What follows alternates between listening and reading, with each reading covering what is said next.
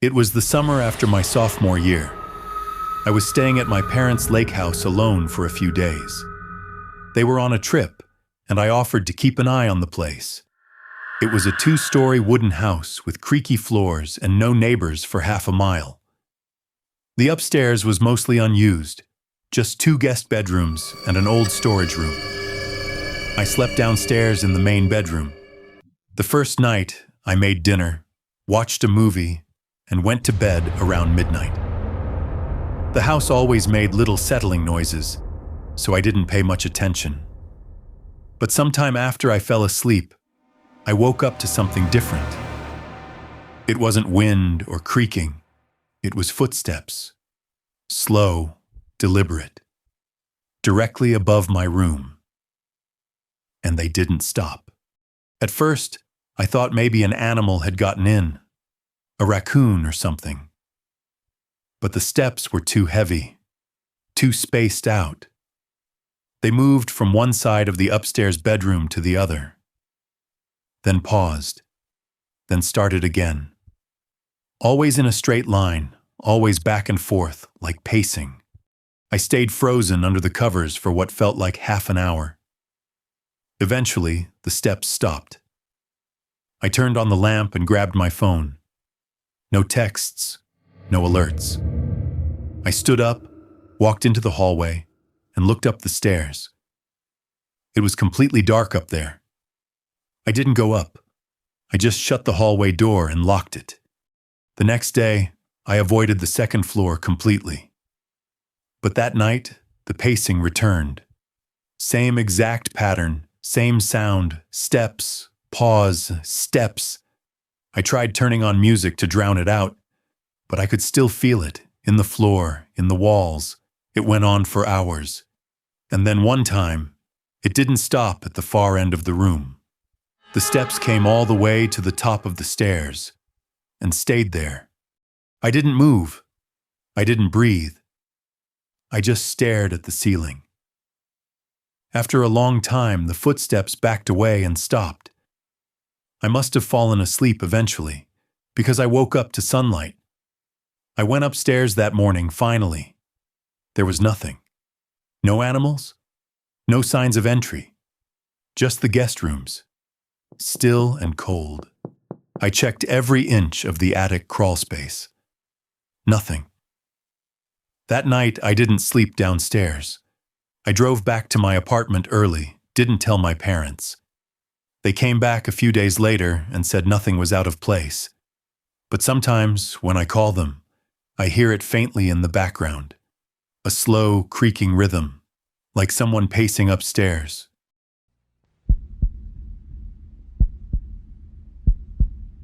This happened last spring. I was renting a small house in rural Oregon while I worked on a photography project. The place was old, 2 floors, surrounded by woods. The owners lived out of state and used it as a summer home, so I had it to myself. My bedroom was on the first floor. The second floor had 2 unused guest rooms and a tiny half bathroom. I never went up there. On the third night, around 1 a.m., I was editing photos in the kitchen when I heard movement upstairs. Not creaking, actual movement. It sounded like a chair scraping lightly across the floor. Then silence. I turned off the music and waited. Nothing else.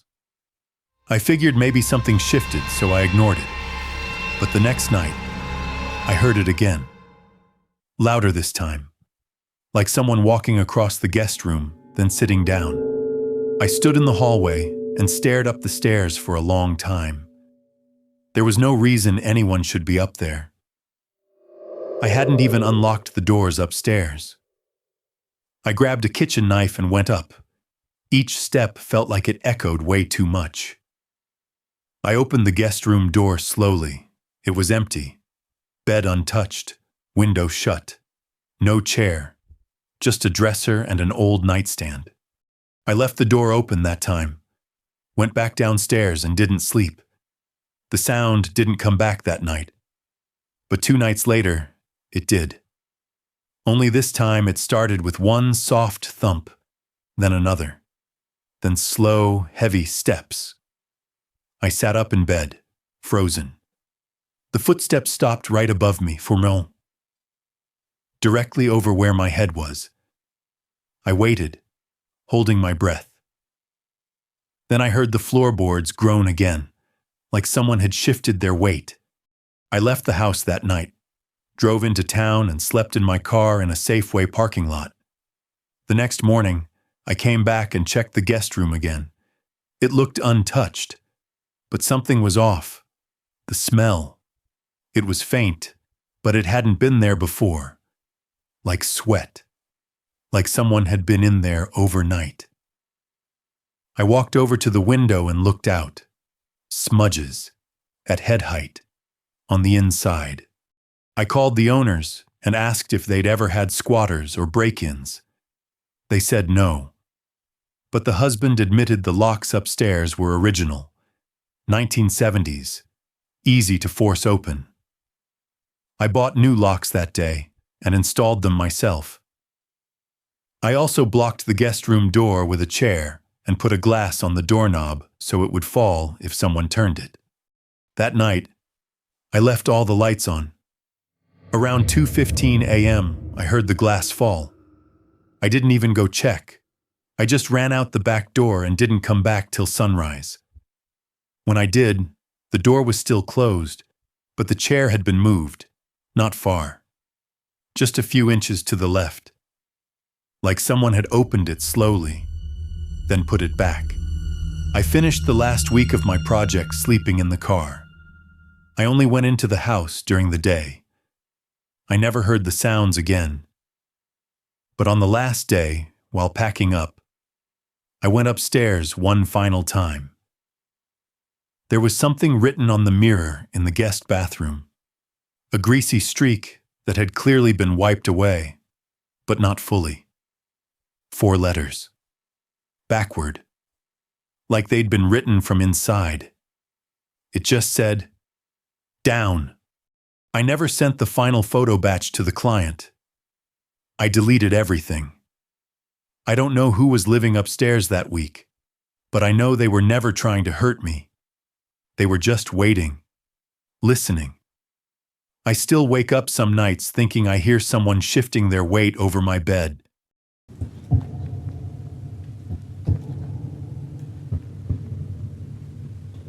It was early December. I had just moved into my sister's guest house behind her property. It was a converted space over a detached garage, just one big room, kitchenette, and bathroom. Nothing fancy. She and her husband lived in the main house about 50 feet away. The guest house didn't have a second floor, but the roof was flat and accessible from the hill behind it. On the 4th night, I was brushing my teeth when I heard faint footsteps overhead. I froze. It was a steady, light walking sound, crossing the roof from end to end. I turned off the water and listened. It stopped. I waited, then opened the door and looked outside. The yard was still. No wind, no animals. Just the sound of my sister's wind chimes in the distance. I told myself maybe it was a raccoon, but the next night, it happened again. Around the same time, close to midnight. I was in bed this time, heard the same rhythm, light footsteps, slow even, right above me. Then a pause, then more steps. They circled the roof once, then stopped over the center, directly above my bed. I didn't move, just laid there, staring at the ceiling. I texted my sister, "Is anyone outside?" She replied instantly, "No." "Why?" I didn't answer. The following morning, I climbed the hill behind the garage. I expected to see animal tracks or branches or something that would explain it, but the dirt path was undisturbed. Nothing led up to the roof. No marks. Just pine needles. I even checked the garage roof, completely clear. It made no sense. I started keeping a flashlight and metal pole next to the bed, just in case. On the sixth night, I stayed up intentionally. Kept the lights off, curtains closed. Around 12:20 a.m., I heard the first footstep, then another. I stood up, grabbed the flashlight, and flipped it on. The footsteps stopped immediately. I ran outside and pointed the beam up. Nothing. Roof was empty. I stood there in the cold, waiting. I must have waited 15 minutes. No sound. Just dead quiet. I tried telling my sister the next day. She shrugged it off, said maybe the house was settling. But there's no attic, no crawl space, just open roof and insulation. The next night, I didn't hear anything. For a moment, I thought it was over. But when I woke up the next morning, the chair from my small breakfast table had been moved. Just a little, turned slightly toward the bed. I hadn't touched it. I know that for sure. I checked the doors, still locked. Windows shut. I convinced myself I'd forgotten, that maybe I moved it and didn't remember. But it kept happening. Every morning after a quiet night, something small would be off. The curtain pulled halfway. My toothbrush turned around in the cup. Closet door slightly ajar. Always subtle, always just enough to notice. The night before I moved out, I set a trap. I spread flour across the wooden floor by the entry and window. I stayed awake until almost 3 a.m. Nothing happened. No footsteps, no noises. I finally laid down, exhausted. In the morning, I checked the flour. No footprints. But the window lock had been flipped open, and in the flour, right at the edge of the spread, 2 small lines, like fingertips dragged through it. No prints, just lines. I never told my sister about that last part. I packed my stuff and left that afternoon. She still offers the guest house to friends now and then. No one stayed longer than a week. Some leave in the middle of the night. No complaints, no stories, just gone. I drive past the property sometimes, and I always glance at the roof. I don't know what I'm looking for, but I never park, never get out, never again.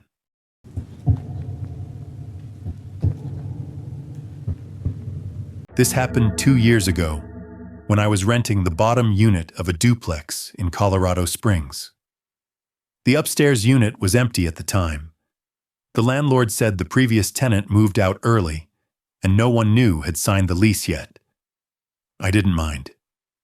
The place was quiet, and I liked having the whole driveway to myself. For the first few nights, nothing felt strange. On the 6th night, I woke up around 3 a.m. to a faint sound. Not loud, not sharp, just a subtle creaking, like weight shifting on old wood. It was coming from the ceiling. I stayed still and listened. It kept going. The steps weren't frantic or random. They moved slowly from one end of the unit above to the other, then paused, then started again. There was no furniture up there.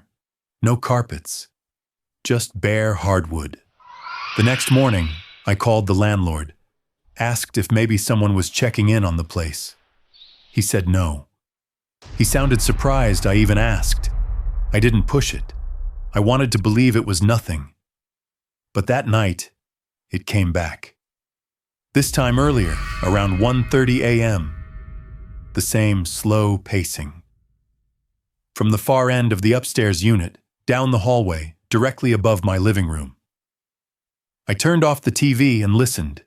The sound stopped. I stood on the couch and knocked on the ceiling. Nothing. I knocked again, harder. Then, from directly above, there were 3 distinct knocks in return. I jumped off the couch and backed into the hallway. I didn't sleep that night.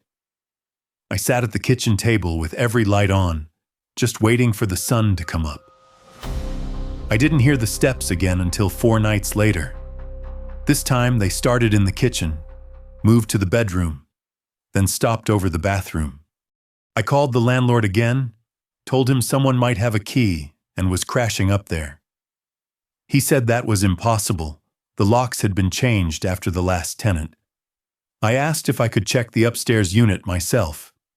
He agreed to meet me that afternoon. When we went up, the unit was exactly how he described. Empty. No furniture. No footprints in the dust near the windows.